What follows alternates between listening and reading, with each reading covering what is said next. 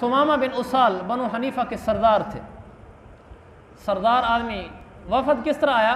वफद का लफ्ज़ ज़ुबान निकला, गिरफ़्तार होकर एक उनका दस्ता आया, मुसलमानों की उनसे जंग हुई तो उनको शिकस्त हुई, उनका सरदार सुमामा बिन उसाल गिरफ़्तार हो गया। वो गिरफ़्तार होकर जब मदीना लाया गया तो अल्लाह के नबी ने फरमाया इसको मस्जिद के सतून से बांध दो।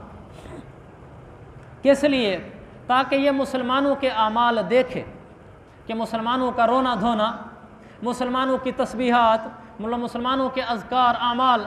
उस वक्त मस्जिदें आबाद होती थी, हमारी तरह नहीं थी। अज़ान से 15 मिनट 10 मिनट पहले मस्जिद खुली और फिर नमाज़ों के आधे घंटे बाद बंद। अच्छा खुली भी रहे, मस्जिद में तो बंदा ही कोई नहीं सिवाय मुअज़्ज़िन के और खादिम के, बस चंद तबलीग वाले बैठे होते हैं या फिर नहीं तो फिर कोई भी नहीं होता। तो अल्लाह के फ़ज़ल से दावत की मुबारक मेहनत से मस्जिदें किसी हद तक आबाद हुई और ये मशवरे उसके और फिर उसका 2.5 घंटे का जोड़ और रोज़ाना की तालीम और फिर ये अमाल, इनसे मस्जिदों में कुछ रौनक बनी। सहाबा के ज़माने में मस्जिदें आबाद हुआ करती थी, तालों का तो तसव्वुर ही कोई नहीं, वो सोते ही मस्जिद में थे। तो उनको मस्जिद के सतून से आकर बांध दिया गया। तो वो बांधे हुए थे। तो अल्लाह के नबी जब निकले नमाज़ पढ़ने के लिए, अल्लाह हम सबको मदीना दिखाए।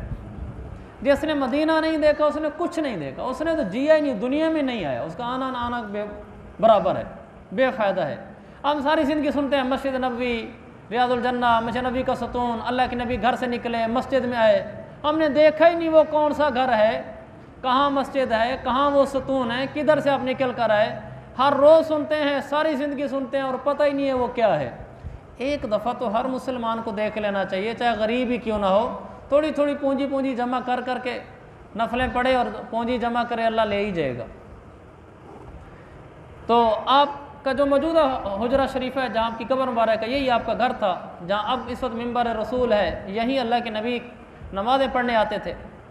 तो आप अपने हुजरे से बाहर निकले, वो सतून अब भी मौजूद हैं, जिन्होंने मदीना देखा है वो रियादुल जन्ना के सतून देखे हैं, उन्होंने सतूनों को नहीं बदला। तो एक सतून के साथ बांध दिया। अल्लाह के नबी गुजरे, पूछा सुमामा क्या ख्याल है, कैसे हो? कहने लगे आप बंदे, उन्होंने हजूर ने पूछा अपने बारे में, मेरे बारे में क्या कहते हो? कहने लगे आप बंदे तो अच्छे हैं, अगर मुझे कत्ल कर देंगे तो आपका हक बनता है, इसलिए कि हमने जंग की है, मैं गिरफ़्तार हुआ हूँ, और अगर आप मेरे ऊपर एहसान करेंगे तो मुझे शुक्रगुजार पाएंगे, और अगर आप माल चाहें सल मा शेत मिनल माली, माल चाहें तो मालों का ढेर लगा सकता हूँ आपके आगे, अगर माल के बदले में छोड़ना चाहें तो। मेरे नबी कोई माल बटोरने थोड़ी आए थे, आप तो उम्मत का दर्द था सीने में, उम्मत को हिदायत मिल जाए, पैसों का आपने क्या करना था। आप खामोश होकर चले गए, अपना नमाज पढ़े। वो पूरा दिन बंदे रहे, सहाबा के अमाल देखते रहे। अगले दिन फिर आप तशरीफ़ लाए, उसके पास से गुजरे तो फिर दूसरे दिन आपने उससे पूछा, फिर पूरा दिन कुछ नहीं पूछा।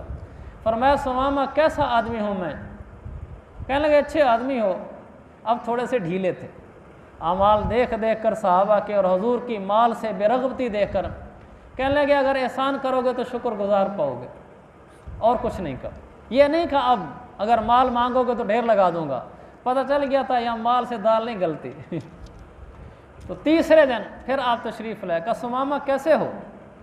कहने लगे फिर वही जुमला कहा, अगर एहसान करोगे तो शुक्रगुजार पाओगे। तो आपने उनको ज़बरदस्ती मुसलमान नहीं किए, आपने माल भी नहीं मांगा, कुछ नहीं कहा, आपने फरमाया सुमामा को छोड़ दो। उन्होंने छोड़ दिया। सुमामा ने सरदार है कौम का, कुछ नहीं कहा। मदीना मस्जिद नबी में हजूर सहाबा थे, छोड़कर बाहर चले गए।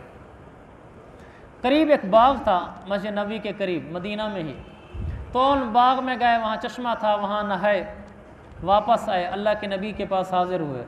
कहा कलमा पढ़ने आया हूँ। कहा आपके अखलाक देख कर, आपका ज़र्फ़ देख कर, आपका मज़हब देख कर इसके अलावा कोई राह नजात नज़र नहीं आती, कलमा पढ़ा दो। अल्लाह के नबी ने कहा कलमा पढ़ो। कलमा पढ़ लिया।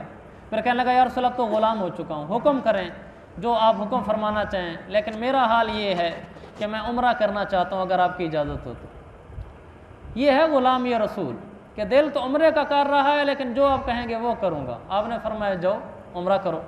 सुमामा सरदार है, मक्का पहुँच गया, ख़बर पहले पहुँची हुई थी कि बनु हनीफ़ा कबीला का सरदार मुसलमान हो गया है, आम आदमी तो मुसलमान नहीं हुआ था। जब वहाँ गए तो मुशरिकीन मक्का ने ताने दिए, साबी आ गया, साबी, साबी कहते हैं बेदीन को, साबी आ गया, साबी आ गया। तो उन्होंने उनको तंग भी किया, सताया भी, ताने भी दिए। तो इन्होंने वहाँ ऐलान कर दिया, इन्होंने कहा कि ये यमामा के रहने वाले थे और अहले मक्का का सारा गल्ला यमामा से आता था। शाम की तिजारत तो कभी कभी होती थी, वरना सारा दारो मदार यमामा के गले पर था। तो इन्होंने कहा यमामा से जो गल्ला आता है, सुमामा ने कहा वो बंद कर दूंगा, तुमने मुझे तकलीफ़ दी है। वापस आए अपने कबीले में, सरदार थे कबीले के, ऐलान कर दिया कि एक बोरी भी यहाँ से मक्का को ना जाए, किसी को बेचने की इजाज़त नहीं है, न वफ़ देने की इजाज़त है। सरदार की बात सर आंखों पर, साहब ने गंदम देना बंद कर दी। वो मक्के वालों की गंदम कितने दिन चलती, चंद हफ्ते महीना चलती, वो ख़त्म हो गई। उन्होंने सुमामा से रब्ता किया, सुमामा ने कहा नहीं हो सकता, मैं एक दफ़ा कह के आया हूँ तो एक ही बात है, वो हर्फ आखिर है, अब गंदम का एक दाना भी नहीं मिल सकता। अहले मक्का हजूर के पास वफद भेज दिया, कहने लगे आपसे हमारी रिश्तेदारी तो है, भला मज़हब नहीं है। आपको उस रिश्तेदारी का वास्ता, आप सुमामा को एक दफ़ा कह दें कि वो गंदम दे दे, गला हमें भेजने दे, बेचने दे हमारे पास लोगों को, हमें गला नहीं देता, और वो हमें कह चुका है कि हर्फ आखिर है, मैंने नहीं देना। सरदार को ताने दिए गए हों, वो ऐलान कर चुका हो, फिर अल्लाह के नबी ने पैगाम भिजवाया सुमामा गल्ला भेज दे, सुमामा ने दूसरा हर्फ नहीं कहा, गल्ला भेज दी। ये बताया कि हमारे जज्बात ग़ुलामी या रसूल में फ़ना हैं। भला वो ऐलान कर आया है और कह आया है कि एक दाना नहीं आने दूंगा, उन्हें राब्ता किया फिर भी नहीं दिया, लेकिन रसूलुल्लाह का हुक्म आया तो सुमामा ज़मीन बोस हो गया। कहा या रसूलल्लाह आपके हुक्म के आगे कोई बात नहीं है, मैं गल्ला भेज देता हूँ।